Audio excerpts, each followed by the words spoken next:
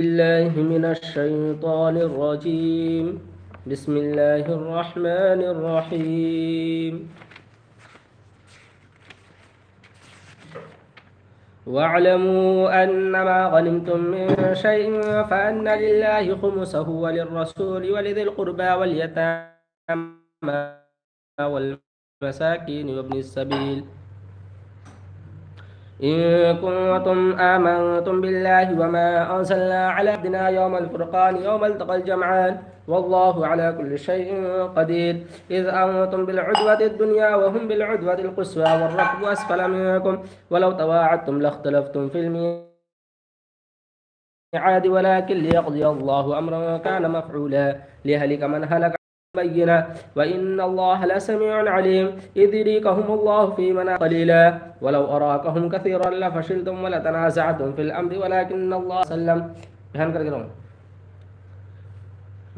الله سلم إنه عليم بذات الصدور. وإذ يريكموهم إذ التقيتم في أعينكم قليلا ويقللكم في أعينهم ليقضي الله أمرا كان مفعولا وإلى الله ترجع الأمور. يا أيها الذين آمنوا إذا لقيتم فئة فاثبتوا واذكروا الله كثيرا لعلكم تفلحون.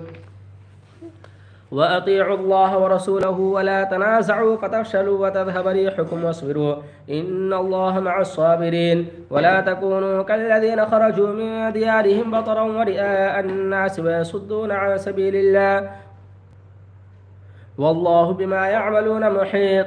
وإذا زين لهم الشيطان أعمالهم وقال لا غالب لكم اليوم من الناس وإني جار لكم فلما تراءت الفئتان نكص على عقبيه وقال إني بريء منكم إني أرى ما لا ترون إني أخاف الله والله شديد العقاب. إذ يقول المنافقون والذين في قلوبهم مرض غر هؤلاء دينهم ومن يتوكل على الله فإن الله عزيز حكيم. ولو ترى إذ يتوفى الذين كفروا الملائكة يضربون وجوههم وأدبارهم وذوقوا عذاب الحريق ذلك بما قدمت أيديكم وأن الله ليس بظلام للعبيد. كدأب آل فرعون والذين من قبلهم كفروا بآيات الله فأخذهم الله بذنوبهم إن الله قوي شديد العقاب. ذلك بأن الله لم يكن مغيرا نعمة أنعمها على قوم حتى يغيروا ما بأنفسهم وأن الله سميع عليم. كدأب آل فرعون والذين من قبلهم